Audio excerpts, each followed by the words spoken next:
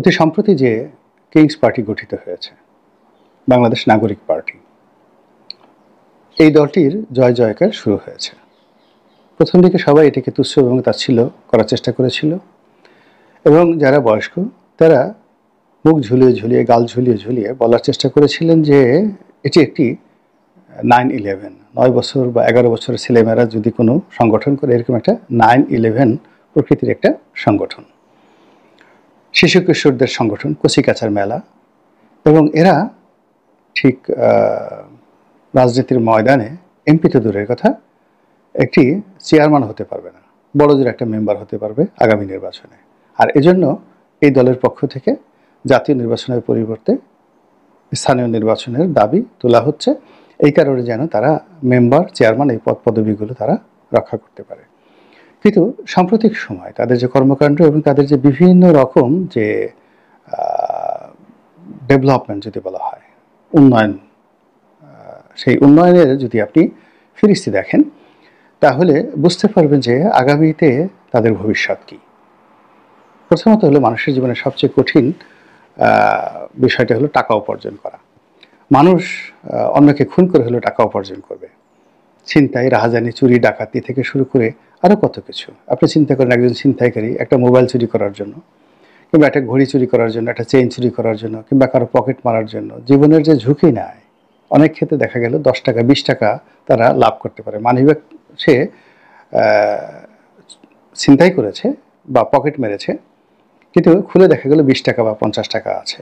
কিন্তু গণপিটুনিতে এরকম 20 টাকার জন্য অনেক ছিনতাইকারী মারা যায়। তাহলে সেই টাকা উপার্জন কত কঠিন একটি বিষয়। দ্বিতীয়ত, এই নিজের যে উপার্জিত যে টাকা, এই টাকা মানুষ খরচ করতে চায় না, দিতে চায় না, কাউকে দিতে চায় না। এবং যখন মানুষ এই টাকা দেয়, খুব প্রিয় না হলে এই টাকা দেয় না, ছেলে সন্তান, স্ত্রী, পুত্র, স্ত্রীকেও দিতে চায় না। তো খুব প্রিয় স্ত্রী যদি খুব প্রিয় না হয়, সম্রাট শাহজাহান যেভাবে মমতাজকে ভালোবেসেছেন, ওভাবে যদি কারো স্ত্রী মমতাজের মর্যাদা না পায়, সেই স্ত্রীর জন্য স্বামী টাকা খরচ করতে চান না। দ্বিতীয়ত হলো বাধ্য হয়ে শক্তি প্রয়োগ করে তার কাছ থেকে টাকা নিয়ে নিতে হয়, অস্ত্র ঠেকিয়ে। এবং সেই অস্ত্র যেন তেন অস্ত্র নয়, মানে এরকম ভয় দেখাতে হবে যে বাবা গো, আমার প্রাণ ভিক্ষা দাও, তারপরে তুমি আমার সব কিছু নিয়ে যাও, আমি বাঁচতে চাই। এই দুটো ছাড়া মানুষ সাধারণত টাকা খরচ করতে চায় না। অতি সম্প্রতি এই যে কিংস পার্টি, তাদের টাকার উৎস নিয়ে আলাপ আলোচনা হচ্ছে। তো দেখা গেল যে বিভিন্ন প্রতিষ্ঠান গুজব উঠেছে, অনেক টাকা দিয়েছেন। হামিম গ্রুপ থেকে 1 কোটি টাকার উপরে একটা অনুদান এসেছে, এরকম একটা চিরকুট ছড়িয়ে পড়েছে। হামিম গ্রুপ মানে একে আজাদ সাহেবের কোম্পানি, চ্যানেল 24 আর সমকাল পত্রিকার মালিক, যিনি আওয়ামী লীগের একজন নেতা ছিলেন, আওয়ামী লীগ জমানাতে FBCIর সভাপতি ছিলেন, এবং আওয়ামী লীগের মনোনয়ন চেয়েছিলেন, না পেয়ে তিনি স্বতন্ত্র নির্বাচন করে শেষবার সংসদ সদস্য হয়েছিলেন। তো সেই মানুষটি, তার অফিস থেকে যখন টাকা দেওয়া হয়, এখন সেই টাকা তিনি ভালোবেসে দিয়েছেন না ভয় পেয়ে দিয়েছেন, যারা একে আজাদ সাহেবকে চিনেন তারা খুব ভালো করে জানেন যে টাকা খরচ করার ব্যাপারে তিনি কতটা হিসেবি, মারাত্মক হিসেবি। তো কাজেই সেই হিসেবে মানুষটি যদি টাকা দিয়ে থাকেন, সত্য মিথ্যা আমি জানি না, গুজবে যেটা এসেছে। দ্বিতীয়ত, এরকম যে তাদের অভিষেক অনুষ্ঠান হলো, আত্মপ্রকাশ হলো, সেই অনুষ্ঠানে কেউ বলে 100 কোটি টাকা খরচ গিয়েছে, কেউ বলে কোটি কোটি টাকা খরচ গিয়েছে। এখন কথা হলো, এই কোটি কোটি টাকা কারা দিয়েছেন? গুজব এসেছে বসুন্ধরা গ্রুপ নাকি 1500 কোটি টাকা দিয়েছে, সত্য মিথ্যা আমরা জানি না। তো যাই হোক, এখন তাদেরকে জিজ্ঞাসা করা হয়েছে, তারা বলেছে হ্যাঁ, দেশের ধনিক সম্প্রদায় আমাদেরকে টাকা দিয়েছে, কিন্তু নিরাপত্তার স্বার্থে আমরা তাদের নাম প্রকাশ করতে পারছি না। তো কাজেই তাদেরকে যারা টাকা দিয়েছেন, ভালোবেসে দিয়েছেন অথবা ভয় পেয়ে দিয়েছেন, যেটাই দেন না কেন, এটি যদি আপনি গ্রেডিং ধরেন, সেই গ্রেডিংয়ে তারা আওয়ামী লীগ, বিএনপি, জামাতের চাইতে শক্তিশালী। আওয়ামী লীগের একজন দাতা দেখাতে পারবেন না, বিএনপির একজন দাতা দেখাতে পারবেন না যে বিএনপির অভিষেকে দুঃসময় 1 কোটি টাকা একসঙ্গে দিয়েছেন। অথবা যে গুজব উঠেছে বিএনপি বা আওয়ামী লীগকে কোনোদিন কোনো কালে বসুন্ধরা গ্রুপ 1500 কোটি টাকা দিয়েছে, এইরকম কোনো গুজব আসেনি। কি গুজব এসেছে? যেমন তারেক রহমান সাহেবকে একটা প্লট দিয়েছেন, 10 কাঠা না 1 বিঘার একটা প্লট দিয়েছেন যখন বিএনপি ক্ষমতায় ছিল, এটা নিয়ে আওয়ামী লীগ নাড়াচাড়া করেছে। এটা হলো বসুন্ধরার বিরুদ্ধে অভিযোগ। দ্বিতীয়ত, বসুন্ধরা ঘুষ দিয়েছে তাদের কর্মকাণ্ডকে করার জন্য, এরকম অভিযোগ বসুন্ধরার বিরুদ্ধে এসেছে। কিন্তু বসুন্ধরা স্বেচ্ছায় খুশি হয়ে 1 কোটি টাকা 2 কোটি টাকা বিএনপিকে দিয়েছে, জামাতকে দিয়েছে, কিংবা আওয়ামী লীগকে বসুন্ধরা এইভাবে কোটি কোটি টাকা দিয়েছে, এইরকম কোনো দুর্ভোগ বাংলাদেশে নেই। এমন কোনো গুজব তৈরি হয়নি। কিন্তু এই গুজব এখন যখন তৈরি হচ্ছে, এটা ধরেন একেবারে ডাহা মিথ্যা, 100% মিথ্যা। বসুন্ধরা ধরেন একটা পয়সাও দেয়নি। কিন্তু যখন এইরকম একটা গুজব তৈরি করা হয়, ইট মিনস যে এই প্রতিষ্ঠানটি, এই পার্টিটি কারোর কাছ থেকে অনুদান বাবদ, দান বাবদ 1500 কোটি টাকা পাওয়ার যোগ্যতা রাখে। They have the ability. বোঝার চেষ্টা করুন। তো সেই দিক থেকে এই যে কিংস পার্টি, সেই কিংস পার্টির যে জয় জয়কার, এটি বাংলাদেশের অন্য যে কোনো পার্টি যারা প্রতিষ্ঠিত হয়েছিল, আওয়ামী লীগ, বিএনপি, জামাত, সেই প্রতিষ্ঠাকালীন সময় থেকে আজ অবধি কারো নসিবে ঘটেনি। এইরকম অভিষেক কারো জীবনে ঘটেনি। এই গেল এক। 2 নম্বর হলো যে তারা অতি সম্প্রতি একটি ইফতার পার্টি করেছেন, একটা 5 তারা হোটেলে একটা ইফতার পার্টি করেছেন। এখানে মিলন মেলা বসেছিল, তারকাদের মিলন মেলা, রাজনৈতিক তারকাদের। এবং এখানে দেখলাম যে বেশিরভাগ মানুষের গলায় তারা আইডেন্টি কার্ড ঝুলিয়ে দিয়েছিলেন। মনে হয় যেন সম্মেলনে গেলে বা কোনো রাজকীয় অনুষ্ঠানে আসলে, কিংবা যেখানে খুব বেশি সিকিউরিটি মেনটেন করা হয়, যেমন প্রধান উপদেষ্টার কার্যালয়, তো সেই কার্যালয়ে গেলে আপনার গলায় একটা মালা পরিয়ে দেওয়া হয় এবং সেটা মাথা মানে গলায় দেওয়ার আগে আপনার সারা শরীর চেক আপ করা হয়। আপনারা যারা ভিভিআইপি জোনে ঢুকেছেন, প্রধানমন্ত্রী কার্যালয়ের ভিভিআইপি জোনে ঢুকেছেন, এটিকে রেড জোন বলা হয়।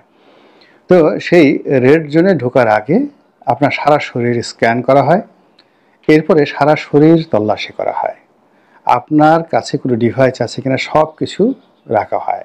এরপরে চেক করার পরে আপনাকে একটি পরিচয়পত্র দেওয়া হয়, এটি বুকে ঝুলিয়ে রাখতে হয় অথবা গলায় পরে থাকতে হয়।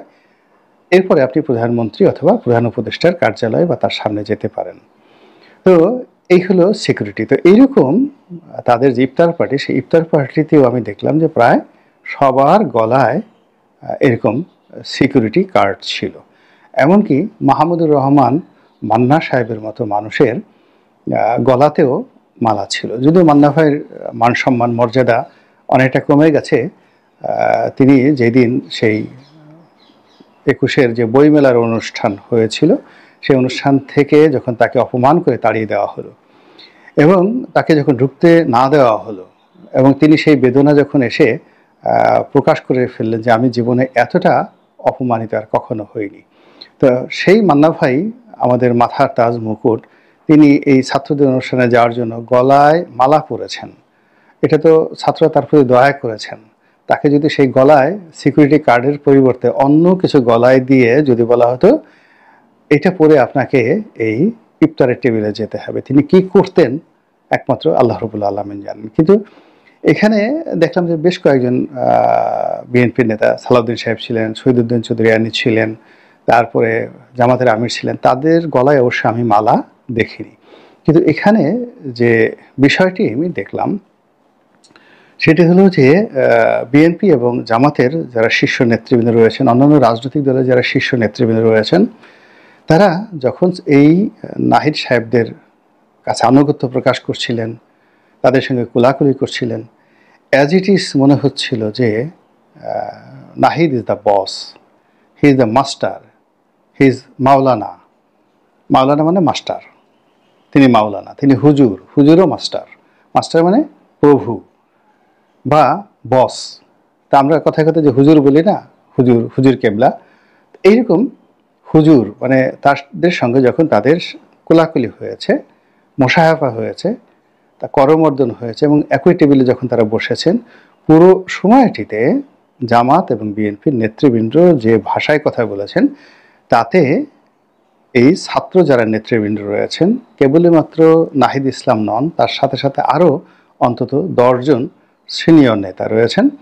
তাদের আই কন্ট্যাক্ট, তাদের বডি ল্যাঙ্গুয়েজ সব কিছুতে মনে হচ্ছিল যে তারা মেরে আকা মেরে মাওলা, মেরে মেহবুব, মেহবুব তারা বলার মতো অবস্থা ছিল না, মেরে আকা মেরে মাওলা, হে আমার মালিক, হে আমার প্রভু, হে দয়াময়, কিংবা আপনার উপরে আমাদের অনেক কিছু নির্ভর করে, দয়া করেন আমাদের প্রতি, মাওলানা, ইয়া মাদ্দা জিল্লুহুল আলী, এরকম শব্দগুলো অন্তরের মধ্যে বোধহয় তবলা বাজাচ্ছিল। অবস্থার দৃষ্টি কিন্তু সেই রকম মনে হচ্ছিল, এবং তারা ইফতার খাওয়ার চাইতে কথাবার্তা বেশি বলছিলেন। এখন এই নাতির বয়সী ছেলেদের সঙ্গে তাদের এত কথা কিসের, যেটা আমি বুঝতে পারি না। কিংবা এই নাতির বয়সী ছেলেদেরকে তারা এইভাবে বুকে লাগিয়ে দীর্ঘক্ষণ তারা যেভাবে জড়িয়ে ধরে রেখেছেন, এটা আমার কাছে বেশ উপভোগ্য মনে হয়েছে। যে সিনায় সিনায় এরকম একটা মিল থাকা দরকার, শরীরের রক্তর সঙ্গে রক্ত, গরমের সঙ্গে গরমের এরকম একটা মিল থাকা দরকার। তো এটা দেখে আমার কাছে মনে হয়েছে কিংস পার্টি তারা সফল, 100% সফল। দ্বিতীয়ত হলো যে খাবার টেবিলে যেখানে জামাতের আমির বসেছেন, তারপরে অন্য ইসলামী যারা নেতৃবৃন্দ বসেছেন, তো সেখানে দেখলাম যে মাথায় ওড়না পরেননি এরকম রমণীরা বসে আছেন। এটা অভাবনীয়। জামাতের জিহাদ, জামাতের কুল্লিয়াত, জামায়াতের সেফায়েত, তারপরে জামাতের যে সমস্ত তাহজিব রয়েছে, তমদ্দুন রয়েছে, এর সঙ্গে তার সঙ্গে খেলাফতের যে রাষ্ট্র কায়েমের যে একটা আকাঙ্ক্ষা রয়েছে, তার সঙ্গে সেই ইফতারের মাহফিলে যুবতী নারী সেই বসে আছেন, মাথায় আজান দিচ্ছে, মাথায় কোনো কাপড় নেই, ওড়না নেই, সারা দুনিয়া মেনে নিতে পারে। জামাত এটা যে প্রথম মেনে নিয়েছে, জামাত যে কত বড় উদার হয়ে গেছে, তারা যে কত বড় আধুনিক হয়ে গেছে, এই দৃশ্য যদি মাওলানা আবু ওহাব নজদি, তাদের যে গ্র্যান্ড মুফতি, অথবা তাদের যে দ্বিতীয় গ্র্যান্ড মুফতি মাওলানা আবুল আলা মওদুদি রাহিমাল্লাহ, কিংবা মাদ্দা জিল্লুহুল আলী শেরে খাজা অধ্যাপক গুলাম আজম রাহিমাল্লাহ, তিনি যদি এই দৃশ্য দেখতেন, তাহলে নিঃসন্দেহে তিনি বলতেন যে বাবারা, তোমরা যে সফলতা অর্জন করেছ, ধন্য তোমাদের জীবন, ধন্য তোমার পিতার জীবন, যে পিতা তোমাদেরকে পয়দা করেছেন, ধন্য তোমাদের মাতৃগর্ভ, যে রত্নগর্ভা তোমাদেরকে ধারণ করেছেন, ধন্য সেই মাটি, যে মাটির রস খেয়ে তোমরা বড় হয়েছ, আর ধন্য ডক্টর মোহাম্মদ ইউনূস, যার জমানাতে তোমাদের মতো সূর্য সন্তান তৈরি হয়েছে।